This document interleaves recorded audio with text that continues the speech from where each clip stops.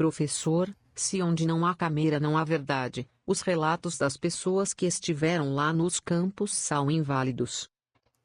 Então, Juan, essa é uma pergunta que surgiu muito depois lá do corte e da participação do Thiago Santilleri no Desencontros.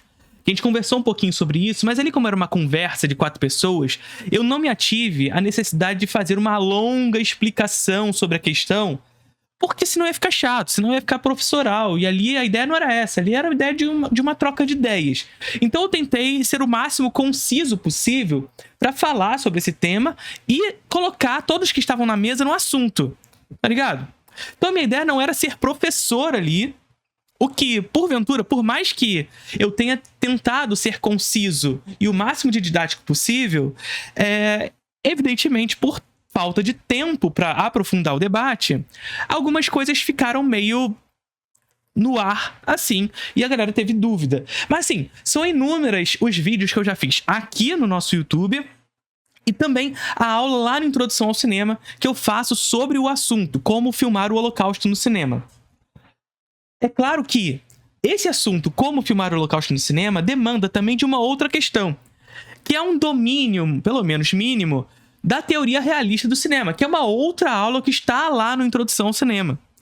Lá no Introdução ao Cinema eu começo, primeiro, fazendo uma aula sobre teoria realista, onde a gente discute André Bazin, onde a gente discute a ontologia do cinema, que é um pouco do que eu falei lá nos encontros, inclusive, que é essa capacidade do cinema, assim, reduzindo bastante uma aula inteira no que eu vou dizer agora, tá?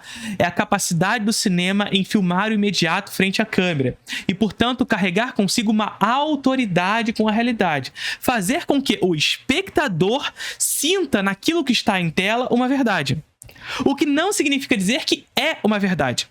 Porque o cinema carrega consigo, através dos seus meios, a potencialidade de parecer uma verdade, justamente porque aquilo que está filmado estava frente à câmera. E nesse sentido, por mais que essa verdade que está à frente da câmera possa ser manipulada aos interesses específicos daquele que filma, ela é sentida como fato, como verdadeira por aquele que assiste. Não é à toa que o cinema é uma arte que a ficção e o documento no cinema são muito correlatos. A linha que divide ambos é muito transitória, elas se cruzam. Tá ligado? Então não dá pra a gente simplesmente separar ficção e documento no cinema justamente por conta dessa ontologia, por conta dessa autoridade com a realidade que o cinema carrega consigo. Quando eu disse que quando não há verdade, quando não há imagem, não há verdade, eu não estou dizendo que precisa de imagem para ser verdade. Eu estou dizendo para vocês que na contemporaneidade, e mais do que isso, sobretudo, a partir do surgimento do cinema, das imagens em movimento, se não há imagem em movimento sobre um determinado fato que é descrito, não há verdade. Não há sensação de verdade, mesmo que essa verdade seja manipulada, como eu disse. Você conhece o Introdução ao Cinema, o curso de cinema contínuo mais charmoso do Brasil. Ao assinar, você tem 1 ano de acesso à plataforma do curso com todas as aulas lá já disponíveis. Linguagem, teoria, história, crítica, política, filosofia relacionada ao cinema. São 2 aulas novas todos os meses, mais as aulas já disponíveis na plataforma. O que você vai encontrar por lá? Obra de arte na era da sua reprodutibilidade técnica, contra-interpretação, cinema como espelho, cinema como olhar, cinema novo, cinema clássico, cinema moderno, tudo. E você pode conferir todas as aulas já disponíveis na plataforma na página do Instagram do curso, @Introdução ao Cinema. E aí vocês vão me dizer, nossa, Felipe, só isso que tem no Introdução ao Cinema? Que absurdo! Pô, cara, tem uma porrada de aula lá disponível pra você, 2 aulas novas todos os meses, e você ainda quer mais. Então toma mais. Além das 2 aulas novas todos os meses, o Introdução ao Cinema também tem uma 3ª aula bônus ao vivo, onde eu seleciono 2 filmes referentes às aulas daquele mês para que a gente possa discutir os temas daquelas aulas a partir desses 2 filmes. Esses encontros acontecem sempre na última terça-feira do mês referente. Mas calma, se você não puder participar ao vivo, as aulas ficam gravadas. Então é isso. Ao assinar a Introdução ao Cinema, você tem 1 ano de acesso à plataforma com 2 aulas novas todos os meses, mais uma aula extra onde a gente discute as aulas daquele mês a partir de 2 filmes específicos no encontro ao vivo. Espero que curtam. Qualquer dúvida que vocês quiserem, vocês podem chegar no meu Instagram, perguntar tudo que vocês quiserem sobre introdução ao cinema, mas o que eu posso garantir é que eu tenho certeza que você não vai se arrepender. Faça parte da introdução ao cinema. Mesmo que essa verdade seja manipulada. Então o que eu tô dizendo pra vocês? Se a câmera existe e essa câmera não filmou determinado evento, a sensação daquele que assiste é que aquele fato não existiu. Porque não há imagens em movimento. Porque se é a câmera, se é o cinema, se são as imagens em movimento aquelas que melhor compreendem a realidade, e quando eu estou dizendo isso, eu não estou falando que o cinema é melhor do que as artes anteriores. Eu estou partindo do pressuposto da teoria realista do cinema que o André Bazin trouxe pra gente. Ou seja, toda a técnica no cinema e na arte vai em direção ao realismo. Isso desde lá de trás. Quando o André Bazin tá falando com isso com a gente, ele tá falando desde a galera lá pintando nas cavernas. Fazendo lá as pinturas rupestres. Essa galera, o que ela fazia nas cavernas? Elas pintavam seus hábitos, costumes, a caça, a sua vida. Pra quê? Pra perdurar na forma o seu modo de existência. Só que qual é a grande questão?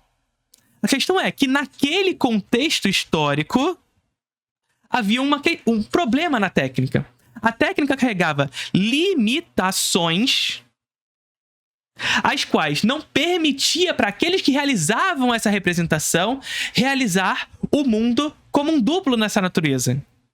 Representar a caça, os seus hábitos, a agricultura, tal como ela era. E, portanto, essas limitações técnicas impediam com que houvesse uma representação tal como a realidade é. Agora, o que o André Bazin vai dizer pra gente é justamente a percepção de que, conforme vai se passando os anos e a técnica junto a isso vai se desenvolvendo, vai se desvencilhando essas limitações técnicas anteriores, superando as limitações técnicas anteriores e se apresentando novas limitações, a gente vai vendo que essa técnica ela vai sempre indo na direção a responder esse problema da forma, esse problema da representação, de se aproximar da realidade. A gente chega no Renascimento, por exemplo, e a gente tem profundidade de campo, ponto de ouro e etc. Técnicas essas que nos levam na direção de tentar criar esse duplo da natureza. Só que a pintura é o quê? A pintura, inevitavelmente, ela é um retrato específico de um cara que pintou, mas no momento que ele termina de pintar, ela já não é mais o fato como ela é. Então a gente vai passando o tempo na história, a gente vai vendo que a arte ela vai na direção do realismo, até que chega a fotografia e o cinema posteriormente, que liberta a pintura, por exemplo, de ser realista. Surge as pinturas abstratas. Surge a pintura abstrata.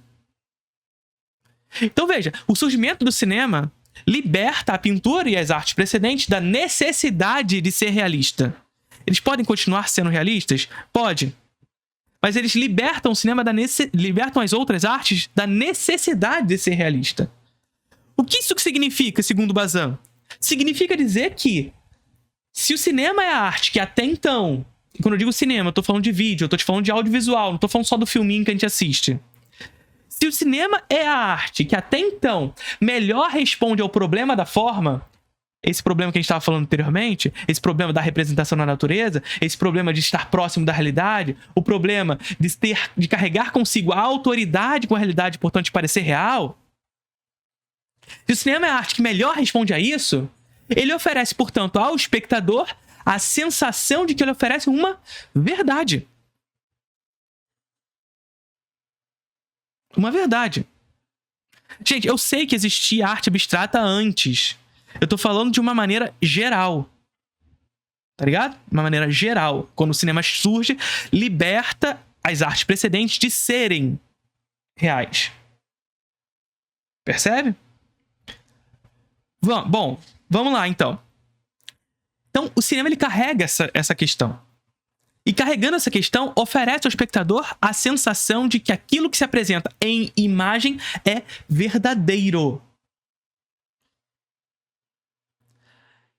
Entretanto, há momentos históricos posteriores ao surgimento do cinema, portanto, a câmera que captura em imagens e movimento, eu tô falando de momentos históricos posteriores ao surgimento da câmera. Porque muita gente veio nos comentários falando assim, mas esse evento histórico aqui também não teve imagens. A escravidão no Brasil.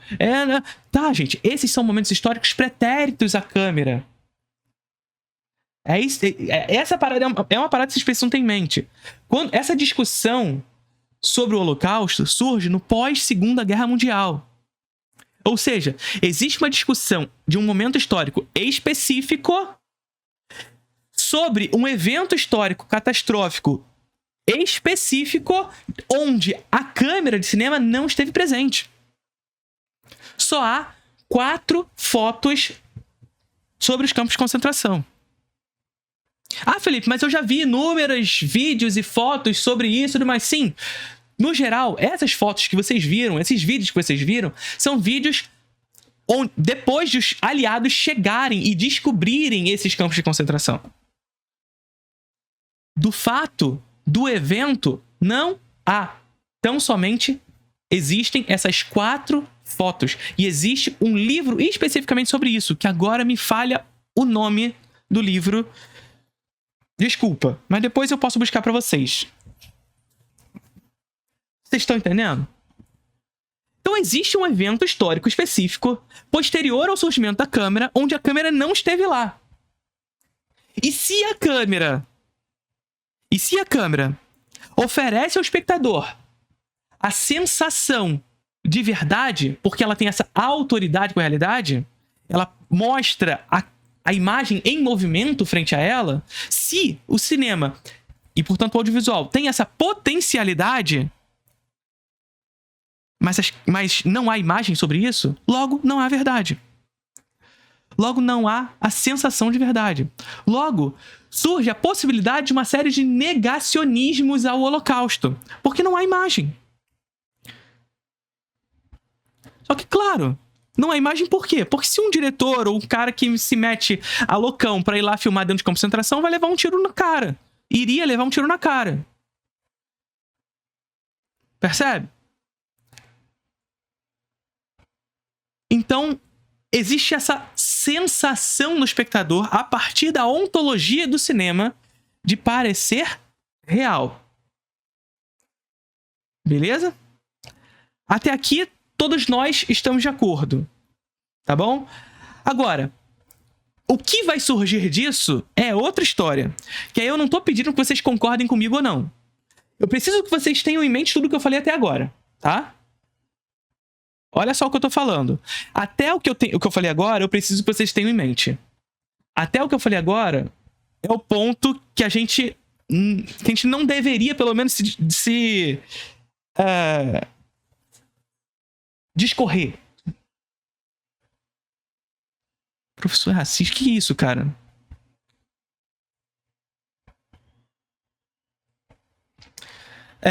Até aí, a gente não vai... A gente não vai se divergir. A câmera, ela oferece uma autoridade com a realidade. Beleza? O que vai surgir a partir da Segunda Guerra Mundial e, portanto, do Holocausto? O que vai surgir a partir disso? O debate sobre o Holocausto.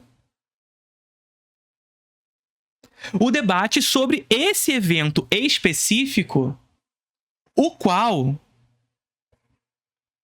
debate sobre esse evento específico, o qual a câmera não esteve presente. Percebe? Veja, então, o que eu estou falando aqui para vocês. Veja o que eu estou falando aqui para vocês.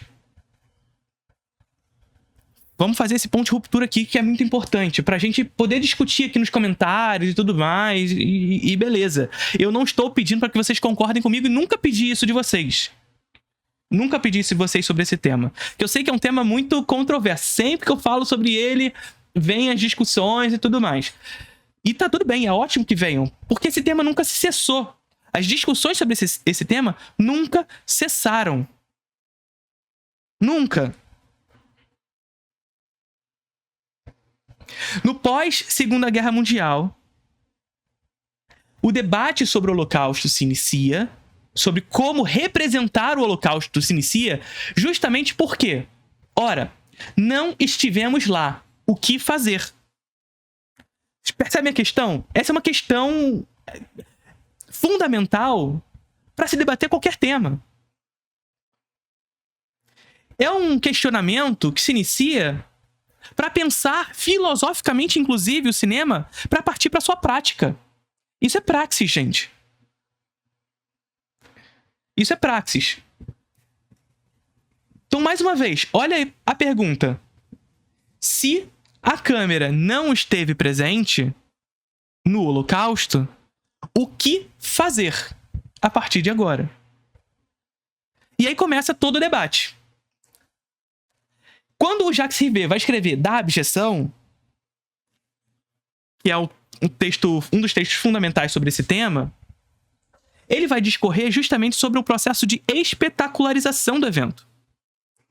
Ele crê, portanto, que a espetacularização do evento faz com que o espectador que assiste, que carrega consigo, lembra que eu falei para vocês, uma autoridade com a realidade quando vê o filme, quando vê o audiovisual,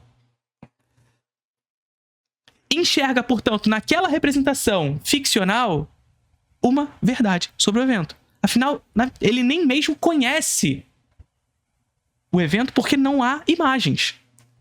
Então, o que vai ser a verdade para esse espectador? O filme, a ficção, o documento. Então, como fazer isso? E quando você espetaculariza, o Jacques Rivet vai nos dizer justamente que nós tornamos o evento, por mais que mal, deslocado da história. Por mais que mal, palatável. Vocês estão entendendo? Porque eu consigo enxergar naqueles eventos a maldade do mundo, mas ao mesmo tempo, eventos esses descolados da história, como se aqueles sujeitos que ali estão fossem sujeitos que fossem exceções à história.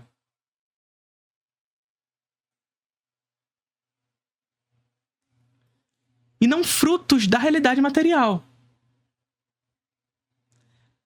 A espetacularização faz com que o sujeito que assiste o filme, que entende no cinema uma verdade que não há, de fato, documentos, senão a ficção de fato,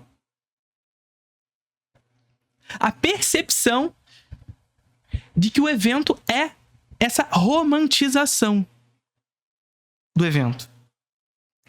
E aqui que está o problema para o Jacques Rivet, da qual eu compactuo em grande parte. Mas essa discussão, e aqui vamos continuar, essa discussão não cessa aí. Há outros autores que, inclusive, a gente vai resgatar até mais a pergunta do nosso querido aqui, que fez a pergunta. Há outros autores que radicalizam ainda mais esse processo, que vão dizer pra gente que a representação de eventos como esse só podem ser feitas a partir de relatos.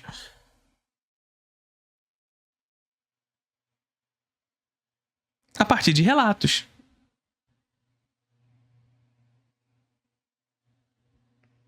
Percebe? Então, quando eu digo que se não há imagem, não há verdade, eu não estou falando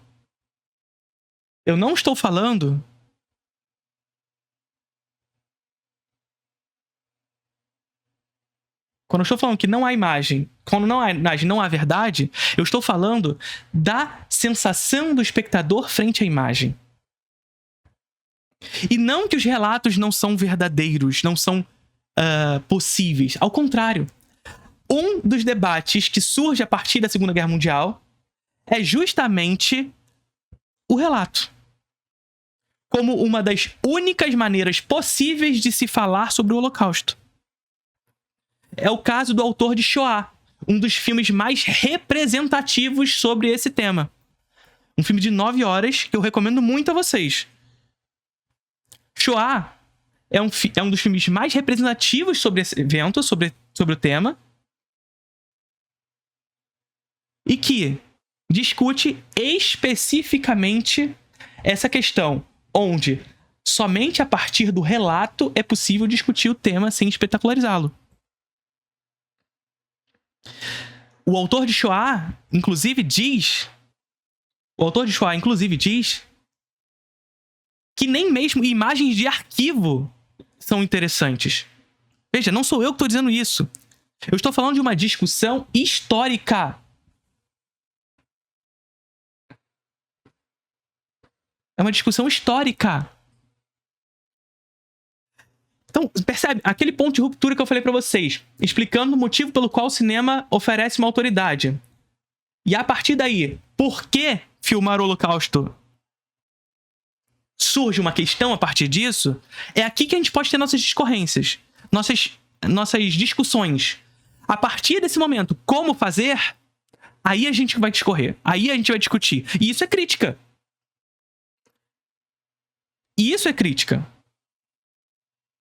Eu tenho uma posição sobre esse caso, a qual eu não configuro a ideia de que há uma forma de fazer.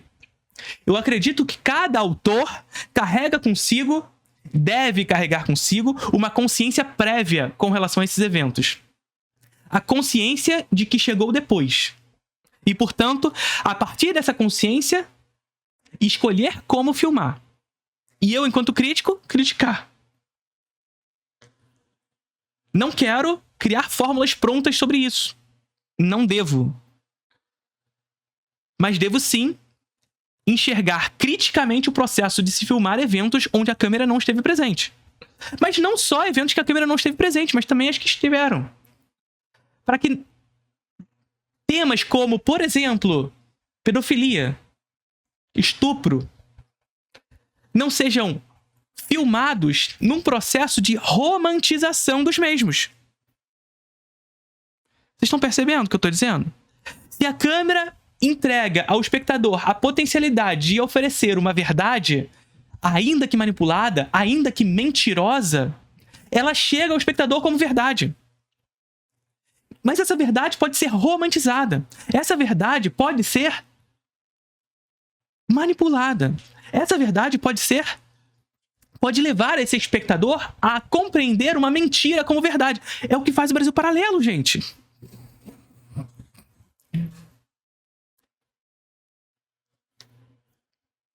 É o que faz o Brasil Paralelo.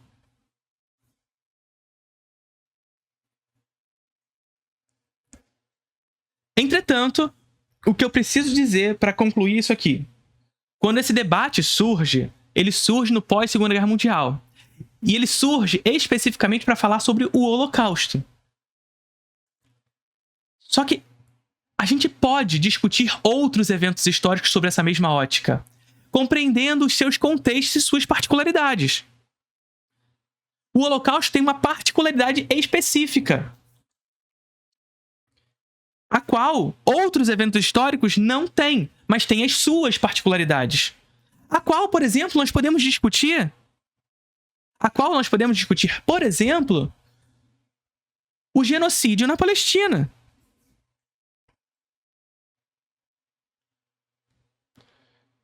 Vocês entendem? Olha só isso aqui que eu tô falando pra vocês. O genocídio na Palestina. Nós vivemos um momento histórico, estamos em 2024. O Dziga Vertov, um autor soviético, lá atrás, ainda na década de 20, ele vai escrever sobre o Cineolho, o Quinoprávida. E quando ele vai escrever sobre o Quinoprávida, ele vai justamente nos fazer compreender que o cinema carrega consigo o que ele chama de superolho.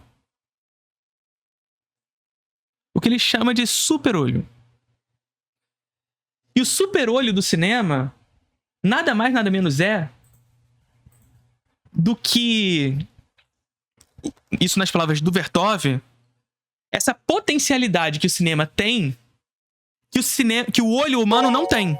Professor, obrigado por elucidar. Estava debatendo esse assunto centímetros meu pai, que é professor de IST, e surgiu essa dúvida. Boa. Mostra esse vídeo pra ele quando sair no ar. De novo. Mas veja, o Vertov ele vai falar pra gente que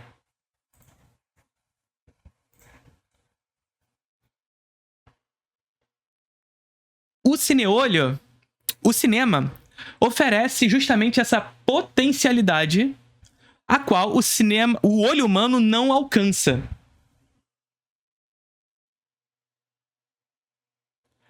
Ou seja, palavras de Vertov, claro, mudando para as minhas palavras. Pense numa luta de boxe, ele dá esse exemplo, inclusive. Numa luta de boxe, o espectador da luta assiste ao espetáculo da sua posição de espectador. E é aquela posição a qual o seu olho alcança. O lutador de boxe enxerga a luta do seu ponto de vista, levando um socão na cara, inclusive.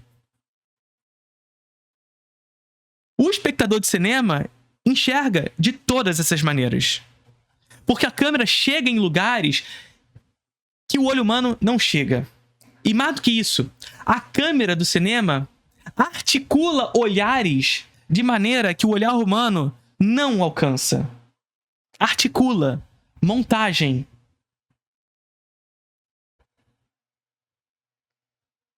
Percebe?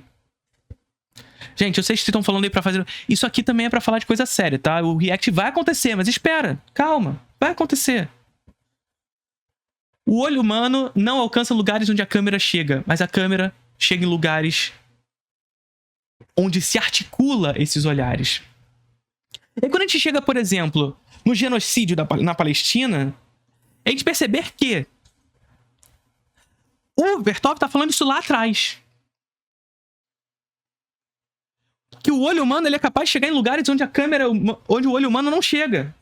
Só que hoje, gente, qual é a parada? Hoje todos nós temos isso aqui nas nossas mãos. Vocês estão entendendo o que eu estou falando? O Vertov estava falando sobre isso na década de 20.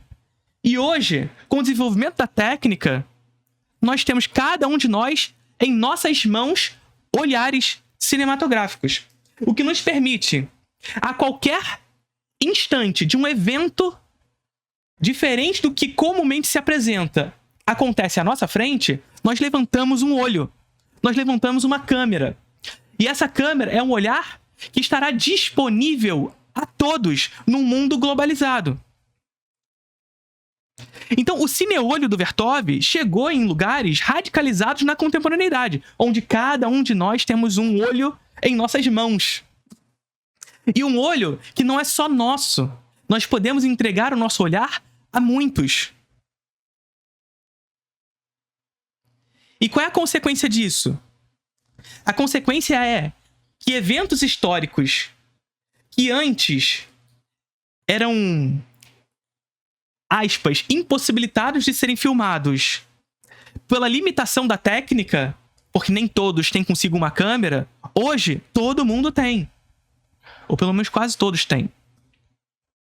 O que possibilita que eventos como o genocídio na Palestina sejam filmados, não só por veículos oficiais, como por qualquer um. Possibilitando que a gente tenha acesso a essas informações, a esses vídeos. Entretanto, vale dizer, o que é muito importante também, porque aí a gente entra na seara do marxismo em toda essa discussão, de que a técnica ela é desigualmente apresentada no espaço.